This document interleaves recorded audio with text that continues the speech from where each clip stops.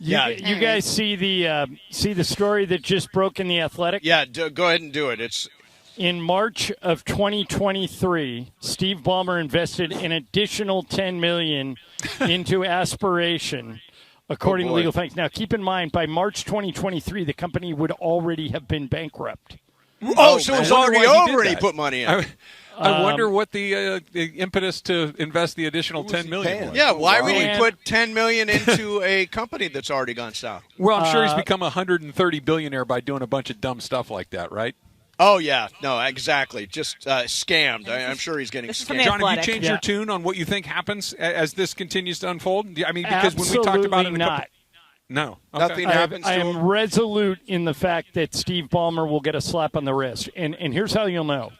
If it's only money, if it's a fine, no matter how big the fine is, they're letting him off the hook. Because he has $153 billion. So let's say they fined him $1 billion, but no other penalty.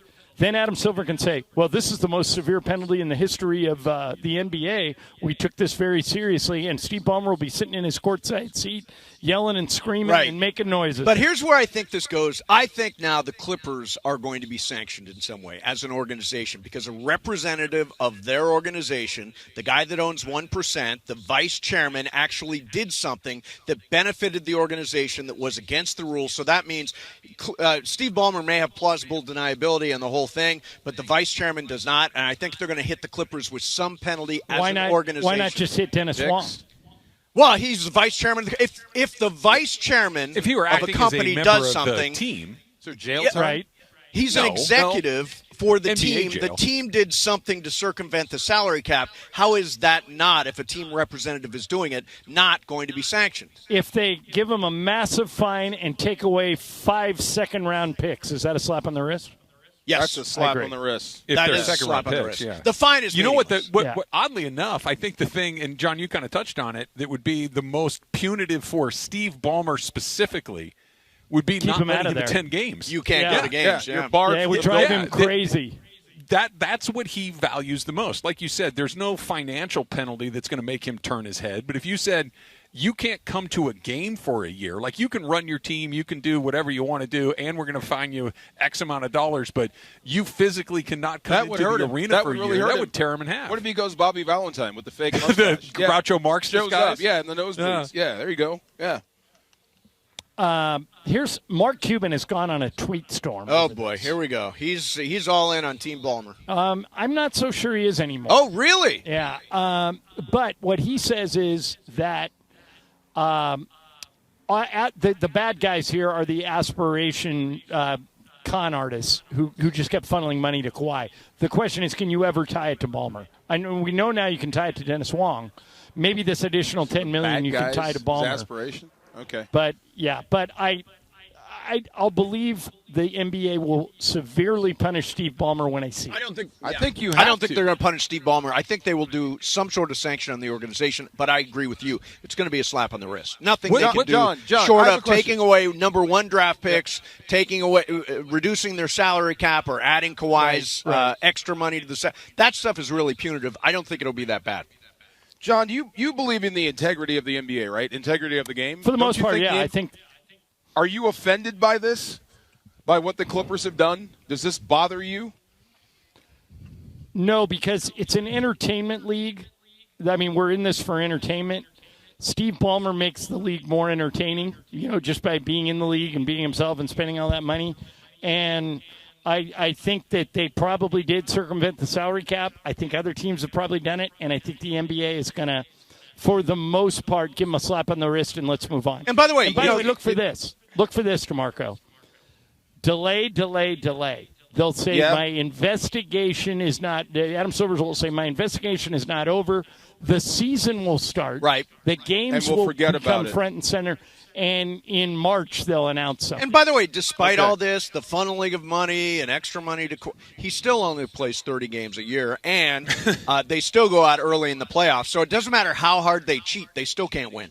That's basically no show, right? Do you guys think that I guess it's you, John, because I'm more with Mace. I think that they're going to do something to the team to some degree.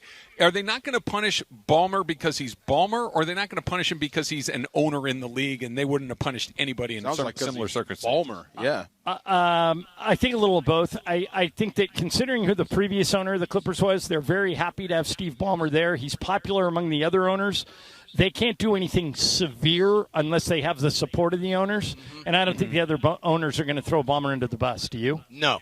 In fact, Cuban's a good example. You told me the other day Cuban was not in favor of Donald Sterling having this team. He was the one guy who voted not voted to against throw him that, out thought of the it set league. a bad precedent. So not what side of this. Dang, Mark. Not that it matters all that much, but what would David Stern have done? Oh, that's a good question. I think he would have taken real action. Yeah, I think it would have been. I mean, Adam Silver is more player-owner friendly than David ever was. David was just my way or the highway. Here's an interesting take from Channing Frye. Okay, who does a podcast with Allie Clifton and Richard Jefferson. Oh, right, yeah. And, he says about Pablo Torre. First of all, why you snitching? Who cares? Why are you snitching? I knew it was coming. He's a journalist. He's a journalist. I was going to say, he's not. Who's he? I mean, he's a an reporter. investigative journalist. Okay, so what? But isn't what Channing's saying is, look, we've all taken some money on the side. Why are you blowing the whistle on this? Wouldn't you say that about Woodward and Bernstein? Hey, why are you snitching? Oh no, why are you snitching on Nixon? I'm team Pablo here. Yeah, but it's interesting how Channing, a player, is reacting to this. Right. Like, hey, what are you? It's like there's an unwritten rule that for years college. Like, I'm convinced Michael got a big bag of money. He did get a big bag of money to go to Minnesota. He swears he did. Yeah, right. I think he's lying. Yeah, he is. All right, but I think what Channing Frye problem is, hey, look, we all got paid for years under the table to go to all these colleges. We've all been paid on the side to play for these NBA teams. Why are you snitching? Why are you snitching? All right, so with that in mind, is the 28 million or whatever number, 48, whatever, however you want to parse that, is that the norm around the league? That players like Kawhi Leonard, star players, are they getting upwards of $30 million off the books, or was this above and beyond what everybody's doing? I think we put that question to Ramona the other day, and Ramona suggested this is not an isolated incident. Yeah, I don't know if it's $30 million, Trav. I don't know if it's that much, but have guys been getting side deals for years? Probably. Okay. But I guess because I keep going to the most ridiculous conclusion of this if you keep extending it out. I mentioned this to DeMarco yesterday during our show.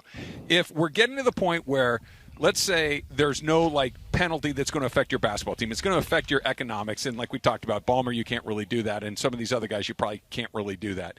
Right. What's the downside to just saying, hey, listen, I'm going to bring you in on a league minimum, but don't worry, dude, I got you. If there's no penalty to that was the what's Joe really Smith thing. Right. Open the floodgate. Right. Like I'm going to make sure that all of a sudden, the next star player that comes signs for something that makes our eyebrows go up. Well, that didn't make a whole lot of sense. Or let's just say it allows them to maneuver some other things. It fits in just perfectly. It's like that's below, and he says, "Well, I want to play for this owner in this city. Got a chance to win," and blah blah blah blah blah. But the owners are just saying, "Don't worry, I got an aspiration deal on the side that's going to take care of you." That's a good point. So take Kawhi out of this. Let's say you're a veterans minimum guy. Yeah. Right. Hey, we really want you. We only have the veterans minimum, but we got this gig over here that you don't have to show up for, and you'll make more money for it. Yeah, I think there's probably some of that's been going on. I don't know how easy it would be to prove it. There are a couple of jobs in sports. Quarterback of the Cowboys, face of the Lakers. Yep. That if you get to those jobs, if you get, look at the last 4 quarterbacks of the Cowboys. They've all been set up for the rest of their lives. Right. Going back to Roger Staubach. Sure. He started a company in Dallas. And he's one of the richest guys ever from the NFL. Doesn't he own $20 billion. every car dealership in Texas? Yeah. Yes. But then think about this, DeMarco. Troy Aikman now gets paid $20 million a year to work for ESPN. Tony Romo gets paid $19 million a year to work for CBS. If you can get to that gig, you can parlay it into money. Face of the Lakers, whether it be Kareem Abdul-Jabbar, Magic Johnson, Kobe Bryant, Shaquille O'Neal, you get that gig and you're kind of set up for the rest of your life.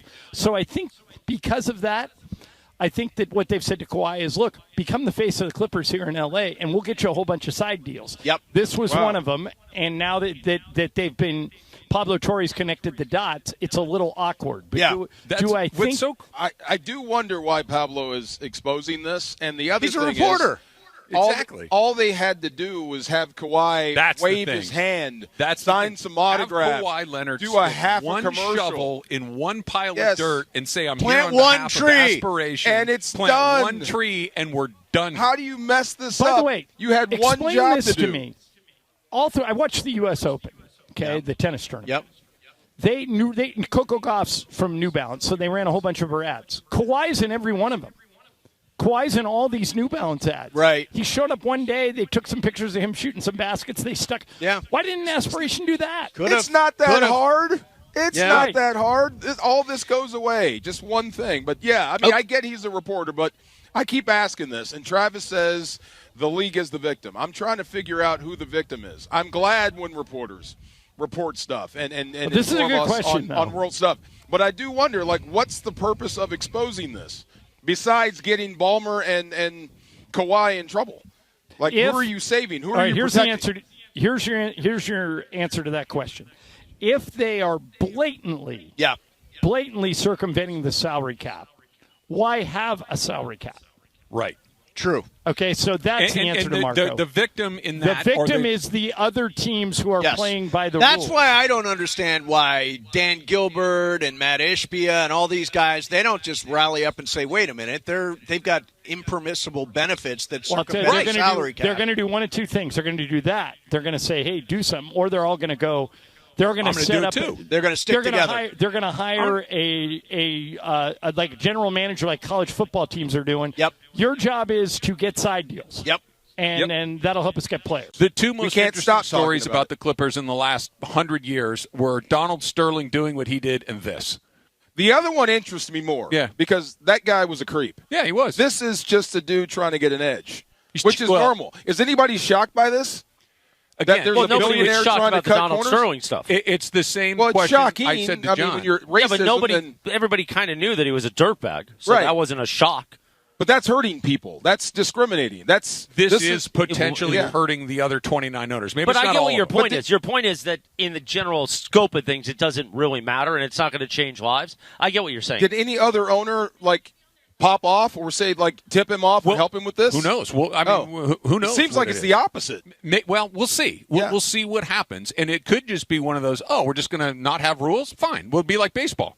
We're just gonna go and we'll have 5 teams that spend all the money. Yeah. We'll have 5 that are kind of sort of spending money, Right. and then we'll have 20 that are just there to collect checks. Don't get me wrong. I see your point. You must have rules, and I think over the last 3 days, the NBA must do something.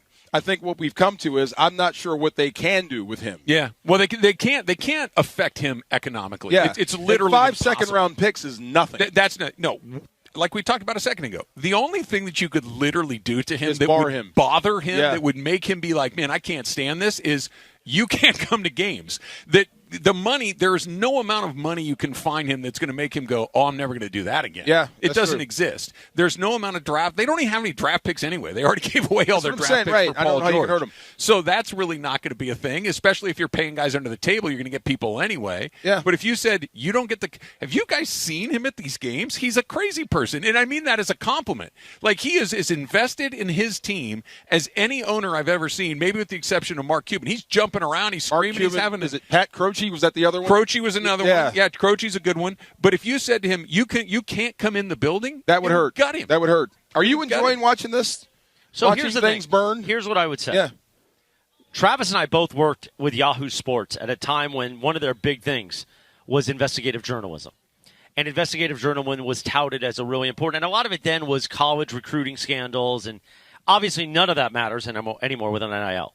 But now, recently, a lot of journalists in sports have called out us, and I should say GKB's partner, Good Karma Brand's partner in ESPN, part of us, because of the NFL deal.